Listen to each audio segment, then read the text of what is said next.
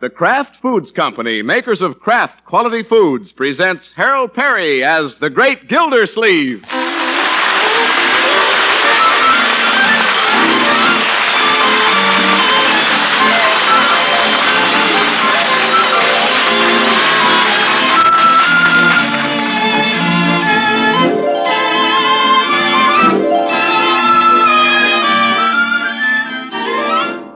The Great Gildersleeve is brought to you by the Kraft Foods Company, makers of the famous cheese food Velveeta. Everybody goes for Velveeta's rich yet mild cheddar cheese flavor in snacks, in sandwiches, and in hot dishes. And Velveeta, you know, helps supply important food values from milk and is as digestible as milk itself. That's why smart homemakers keep Velveeta on hand regularly to spread or slice and to melt for grand economical hot dishes. Tomorrow, get Velveeta, the cheese food of Kraft quality.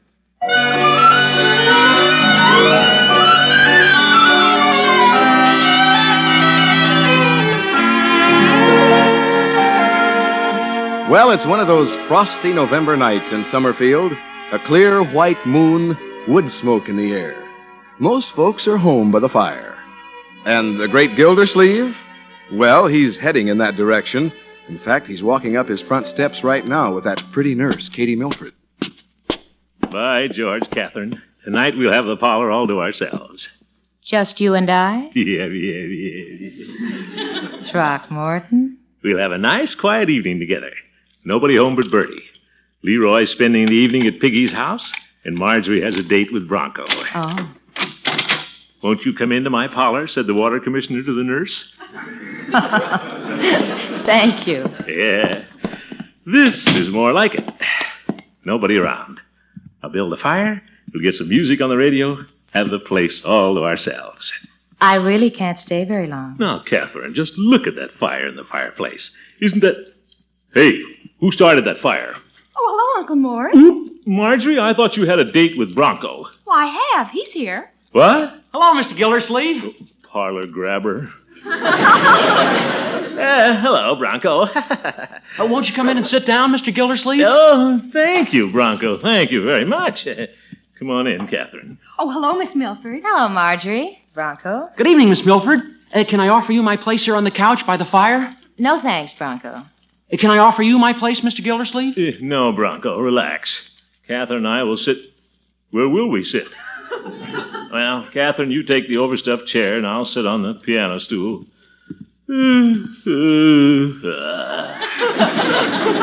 My, that's a lovely fire. Isn't it? Bronco lighted it. Yeah, I brought in the wood. Marjorie, I thought you and Bronco were going to the movies this evening. Well, we decided to stay home. Oh? That's fine. You know, we've really never had a chance to talk. They say conversation is getting to be a lost art. Yeah, they do. How's everything down at the water department, Mr. Gildersleeve? Oh, getting along. How's everything at college? Oh, good. Very good. How are things at the hospital, Miss Milford? Oh, fine. What a conversation. I guess I misunderstood you today, Marjorie. What? I thought I definitely heard you say that you and Bronco were going to a movie. Well, we thought about it. Well, why don't you go? Don't feel that you have to stay home just on account of us. It's not too late for the second show. 3 big features. Unky, we're not going tonight. Why not? Well... It's like this, Mr. Gildersleeve. I'm broke. Oh, well, that's no problem, Bronco. Here, the show will be on me. And so does afterwards. Oh, no, Mr. Gildersleeve. If I can't take Marjorie out on my own money, we'll stay here. Bronco has a job at school in the afternoons, but they don't pay him enough. Golly, no. I only get $4 a week for dusting the books in the library. Book duster, huh? Unky, don't you know somebody who can give Bronco a better job after school? Well... Do you, Mr. Gildersleeve? I've got ambition. I've got drive. I want something I can get my teeth into. Look out, you're pushing me off the piano stool. I don't think there's much future in dusting books, and I want something with a future. Oh? A fella's got to start thinking about things like that. Let me get off this piano stool. Am I right, Mr. Gildersleeve? Am I right? I can't back up any farther. I'm at a very critical point. So am I. Ooh. Oh, excuse me, Mr. Gildersleeve. Oh, I'm very sorry. That's all right. Piano needs tuning anyway. Unky, you're the water commissioner. Maybe you could get Bronco a job with the city. That's a wonderful idea. Why not? City, now wait a minute. Throckmorton, a man in your position, all you'd have to do is say the word. Oh? Well, I do have a certain amount of influence. Well, you have a lot of influence, Unky. You can walk into the mayor's office anytime you want. Yeah, that's true. You'll do it, won't you? Well... Oh, Bronco, Unky's going to get you a job. Oh, thanks. Thanks, Mr. Gildersleeve. You see how easy it is, Bronco, when you know the right people. You have a job, my boy. Drop in at the water department tomorrow afternoon and ask for me.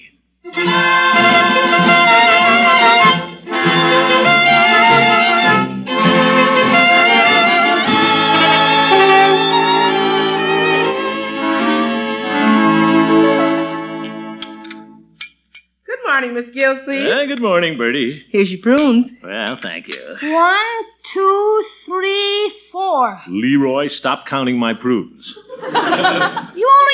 How come I have to eat 7? I've been framed. Well, prunes are good for you, Leroy. Good morning, Leroy. Hi. Good morning, Uncle Mort, you darling you. Bye. You're the best, Uncle. Well, That'll get you nowhere, Marge. You still got to eat 7 prunes. Yep.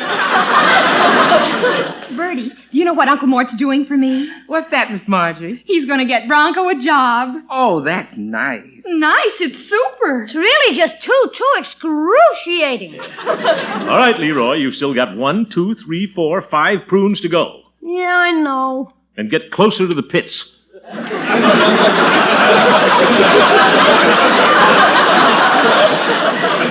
kind of a job you gonna get him, Miss Gilsleeve? Well, I'm going to see what's open down at the city hall, Bertie.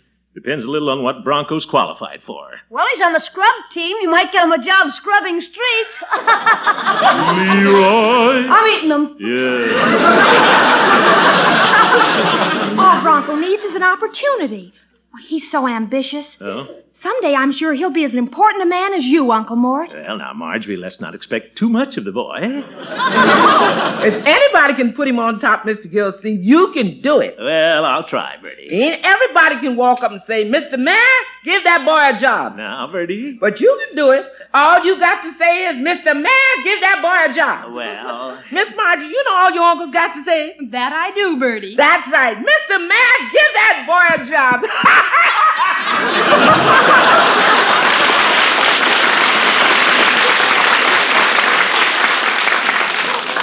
Well, I guess my voice does carry some weight.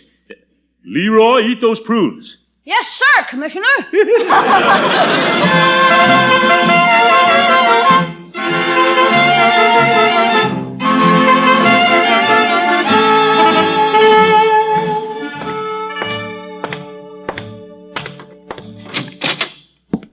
Good morning, Bessie. Good morning, Mr. Gildersleeve. Any calls this morning, Bessie? Yes, sir. I've had 3 and you've had 1. 3 to 1, eh? Who called? Well, Homer at the malt shop, and Perry, he's that darling salesman at Hogan Brothers. Bessie, who else called? My mother. I mean, who called me? Oh, the mayor. What did he want? You. I assumed that, Bessie. Well, he said he'd drop in and see you this morning about the new fire hydrant. He did, eh? Well, I'll have something I want to talk to him about, too. We're going to be having a new employee in the city hall, Bessie. You mean I'm fired? No, Bessie. I'm going to arrange a job for a young college boy, a football player. Really, Mr. Gildersleeve? Yeah. Oh, if there's anyone who needs help, I think it's a football player. It, Is he cute? well, I wouldn't call Bronco cute. I think he's been stepped on by a few cleats. But the way I look at it, Bessie, There's no use in a man holding down an important position if he can't use it to help others. Mr. Gildersleeve, you're an idealist. Well, maybe I am. I'll be in my office, Bessie. Yes, sir.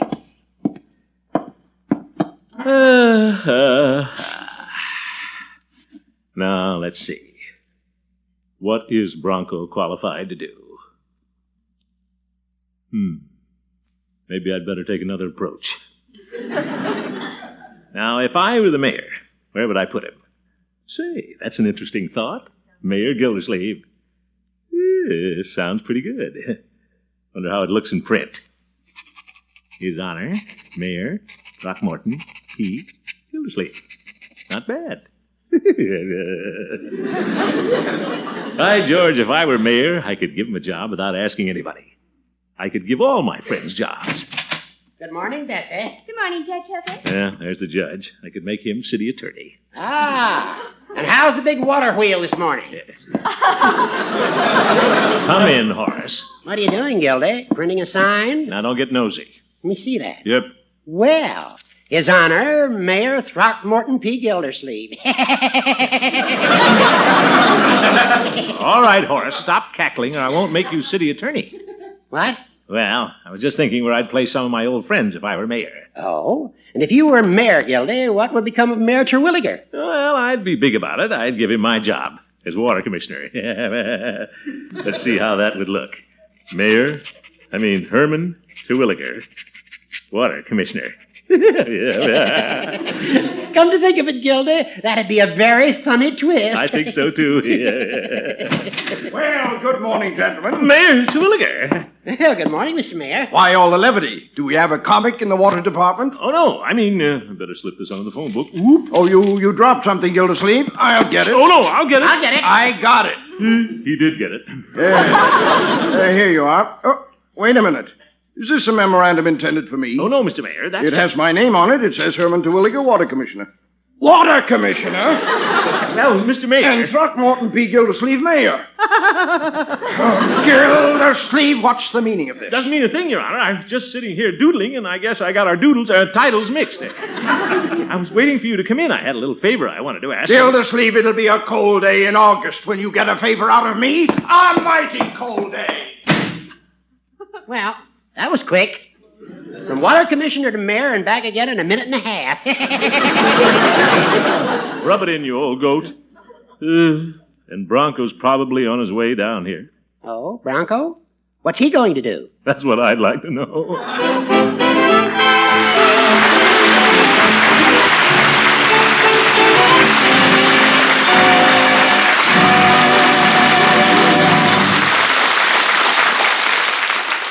We'll see how the great Gildersleeve handles this situation in just a minute. Say, Mom, if you want the folks to do a real double take on the vegetables at dinner, listen to this. The family will ask for seconds when you serve those vegetables in a rich cheese sauce you make the easy way with Kraft smooth-melting cheese food, Velveeta.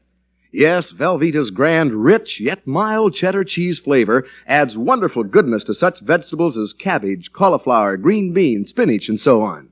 Swell-eating Velveeta sauce gives those vegetables extra nourishment, too. You know, Velveeta helps supply important food values from milk.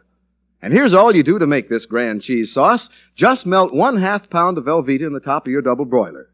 Then gradually stir in 1/4 cup of milk. Season to taste, and there it is. A vegetable glorifier that'll have the whole family calling for more. You know, Velveeta sauce is a leftover glorifier, too. Perfect for turning leftover chicken or ham into a hearty main dish. So when you shop, get Kraft smooth-melting cheese food Velveeta in the economical 2-pound loaf, so there'll be plenty on hand for snacks and sandwiches and grand cheese sauce dishes, too. Just be sure you get genuine Velveeta. It's the cheese food of top quality, made only by Kraft.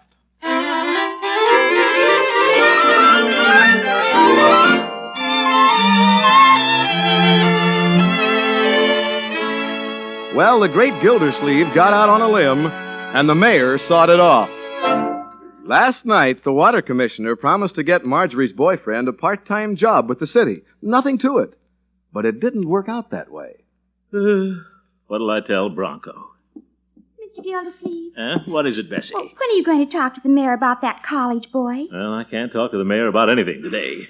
Well, what are you going to tell the boy when he comes in? I'll just have to tell him the truth, Bessie. I can't get him a job. Yeah, I've let the boy down. Mr. Gildersleeve, why don't you give him a part-time job here in the water department? Well, he'd still have to be approved by the mayor, Bessie. I can't pay him out of my own pocket. Well, couldn't you pay him out of petty cash? No, Bessie. Petty cash.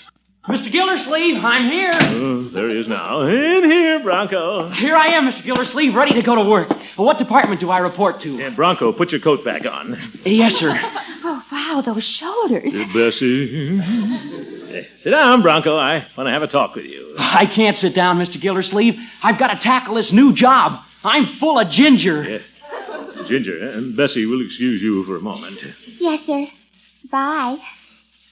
Oh, talking to me? Goodbye. Yes. Bessie, this is Bronco Thompson. Bronco, this is my secretary, Bessie. How do you do? Hiya, Bessie. Well, bye. Goodbye, Bessie. Yes, sir. Now then, Bronco, about this job. Oh, the job. Gee, Mr. Gildersleeve, I couldn't sleep all last night thinking about it. Yes, well... You know, when I walked up the City Hall steps and down these marble corridors, I got a big thrill. Right here. You did? I said to myself, Bronco Thompson, I salute you on the threshold of a great career. Yeah. Well, you see, Bronco... Who knows how fast and how far I may rise? Why, someday I may even be mayor. Shh, I wouldn't mention that around here. Whatever you say, Mr. Gildersleeve. I'm ready to go to work, from the bottom up. Bronco, please, put your coat back on. I have a few things I want to say to you. Yes, sir. But first, I want you to know I called my mother last night. Your mother? Yes, sir. Mr. Gildersleeve, I told her I had a big man sponsoring me. And I told her what a swell thing you're doing for me. Well, Bronco, I did have a little talk with the mayor, but at the present time, Mr. Gildersleeve, you do have a job for me, don't you? Oh, yeah. I knew that, Mr. Gildersleeve. Where do I report? Report? Well, I suppose you could report right here in the water department. Oh, that's great. I'm at your service every afternoon from 3 until 5:30. What'll I do first? Well, first, put your coat back on. Yes, sir. But I want action, Mr. Gildersleeve. I'm raring to do things. Yeah, I can see that, Bronco, but for the time being, you'd better just sit around the office and absorb things. Mr. Gildersleeve, I don't want to be a parasite. Well, you're an employed parasite. What? I mean, a working man is not a parasite, and you're a working man.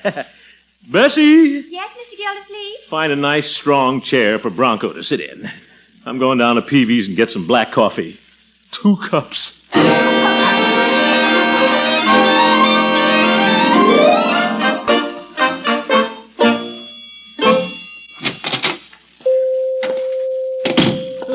Hello, Peavy. Hello, Mr. Gildersleeve. What can I do for you this afternoon? You can give me a cup of coffee, Peavy, and make it strong. Having trouble staying awake, are you? No, Peavy, it's nerves. Got a college boy in the office. Believe me, he's a problem. Well, that must be the young fellow who was in here a while ago. He said he was on his way down to see you. Yeah, Bronco. He ordered a double malted milk, and he drank it between here and the door. Yeah. That was Bronco. He's Marjorie's boyfriend. He said he had to have quick energy to tackle his new job. That boy doesn't need energy. He needs a sedative. Trying to get him through college, are you, Mr. Gildersleeve? No, Peavy, I'm trying to get him out of the parlor. I promised Marjorie I'd get him a job. Well, that's commendable. He doesn't really need the job, Peavy. Just wants money to entertain Marjorie. Now I've got him on my neck. As one might say, you're saddled with Bronco. Little witticism there. Saddled, Bronco. Yes. The worst part of it is, Peavy, it isn't costing the city a cent. I'll have to pay him out of my own pocket. My. Won't be able to afford it very long, but he's loaded with ambition. I don't want to break his spirit. That's right. What do you have him doing? He's sitting up there in a chair. Rather difficult to imagine a Bronco just sitting. By George, Peavy, I think you've got something. How's that? If there's nothing to do, he'll probably get fed up and leave of his own accord. Well, he might at that. Peavy, that's exactly what'll happen. In fact, I doubt if he's there when I get back. But I've done my part. I told him I could get him a job, and I did. If it doesn't suit him, he can go find one of his own. That sounds fair enough. You bet. Besides, nobody wants to sit around the water department drawing pay and doing nothing. Well, no, I wouldn't say that. Evie!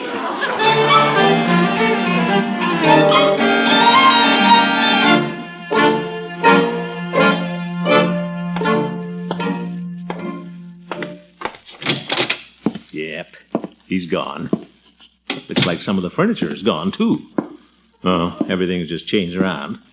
Looks pretty good. Is there something I can do for you, sir? Oh, it's you, Mr. Gildersleeve. Bronco, I thought you... Are you still here? Oh, yes, sir. Why wouldn't I be? Well, I thought perhaps you'd get tired just sitting around with nothing to do. Oh, I couldn't stand that, so I took the initiative and put myself to work.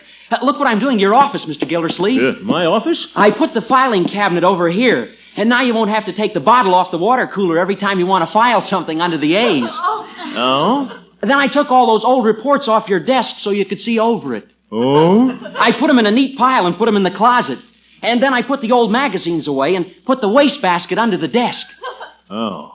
By the way, where'd you put Bessie? Oh, I sent her down to get a malt. You did?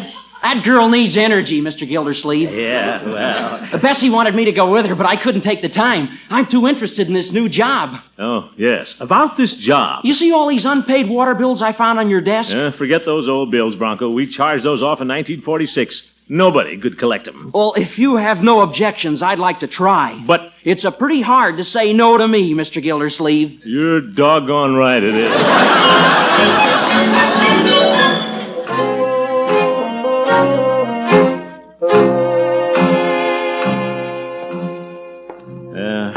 I'll just have to go talk to the mayor. I can't tell that boy he isn't really working for the city. I can't keep paying him myself either. Gildersleeve, you're on the horns of a dilemma. I'll just nonchalantly walk into the mayor's office and tell him to put Bronco on the payroll. Sure. Wait a minute, Gildersleeve. Don't be a fool. Go home. Nope. Can't do that either. Marjorie's counting on me to get Bronco a job. And I told Catherine there was nothing to it. Well, maybe there isn't anything to it. The mayor's a pretty understanding fellow. Well, yes, he is. Sure. Go on in there, Gildersleeve. Probably forgotten all about this morning. Yes, my dear. Yes. I forgot. I know I did. The mayor must have his wife on the phone. Well, I couldn't help it. Oh, poor fellow. That Gildersleeve made me so mad this morning, I've been boiling all day. Is somebody out there to see me? No, the wrong office, looking for the marriage license bureau. Go home, Gildersleeve. This is one of your bad days.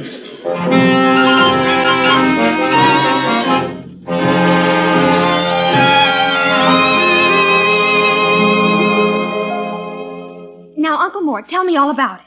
About what, Marjorie? Well, you said after dinner you'd tell me all about Bronco's new job. Well, there isn't much to tell, my dear. He, Well, what's Bronco's salary, Unky?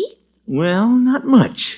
Uncle Mort, aren't you going to tell me anything? Well, there's still a few details to be ironed out. Well, all right. Just have to wait for Bronco to tell me when he comes over. Is Bronco coming over? Well, I'll bet that's Bronco now. Yeah, bet it is. Well, this has gone far enough. Just have to tell him once and for all he doesn't have a job. Hello, Marjorie. Oh, Miss Milford, come in. Well, Catherine. Hello, Throckmorton. I just had to come over and see how Bronco came out today. Unky got him a job in the water department. Isn't it exciting? Oh, that's wonderful, Throckmorton. Marjorie, I think we should give your uncle a kiss. Let's.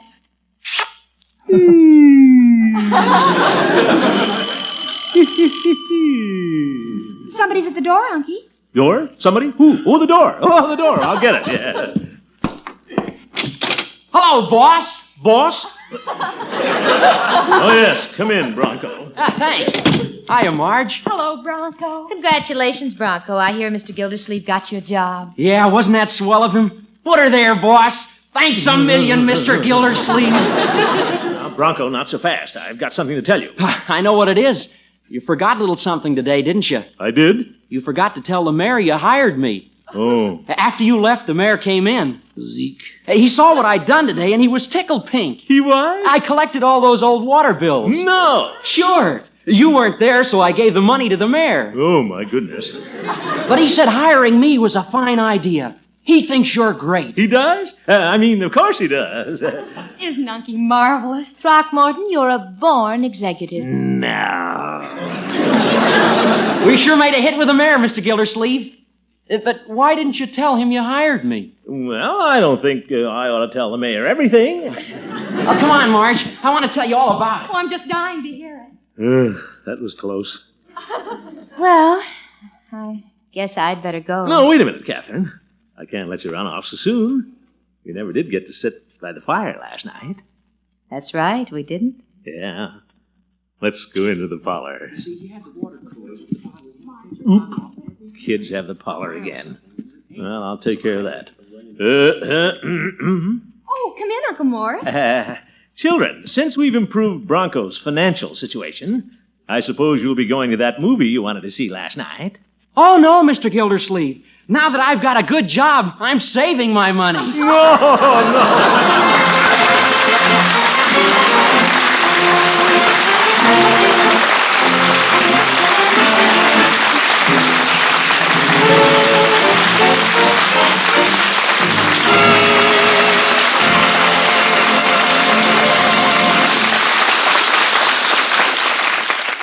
The Great Gildersleeve will be right back. If the folks at your house don't go to bed till they've raided the icebox, I just hope that icebox holds a 2-pound loaf of Kraft's famous cheese food, Velveeta.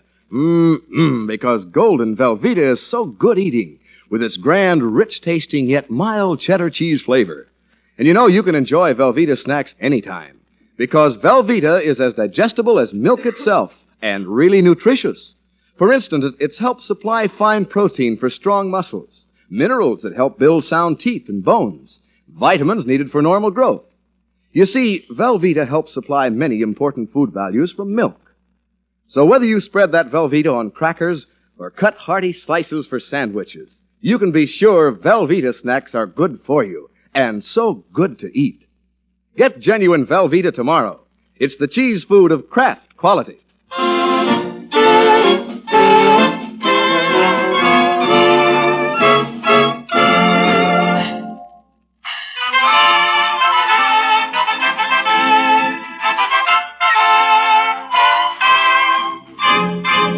We're just in time. The newsreel is just finishing. Oh, yeah, the newsreel. A couple of good pictures on tonight, too.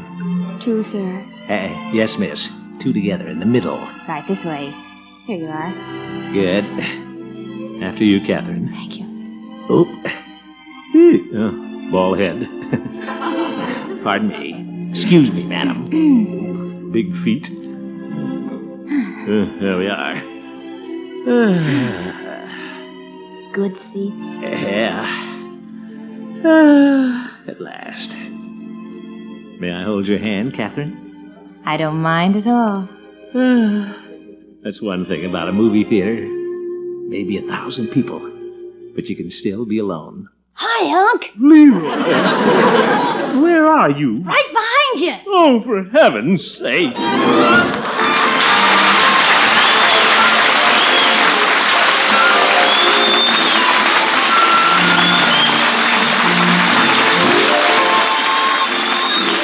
The Great Gildersleeve is played by Harold Perry. The show was written by Paul West, John Elliott, and Andy White, with music by Jack Meakin. Included in the cast are Walter Tetley, Mary Lee Robb, Lillian Randolph, Earl Ross, and Dick LeGrand. This is Jay Stewart saying goodnight for the Kraft Foods Company, makers of the famous line of Kraft quality food products. And me too. Be sure to listen in next Wednesday and every Wednesday for the further adventures of the Great Gildersleeve.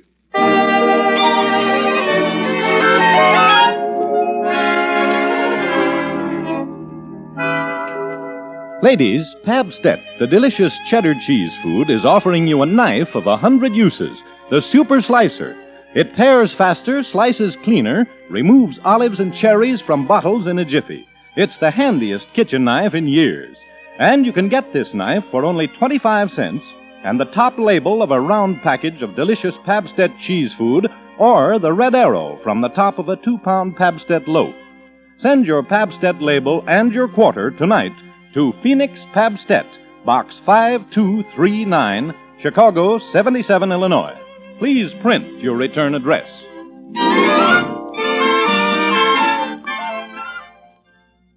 Break the Bank, radio's biggest money-paying show, is next on NBC.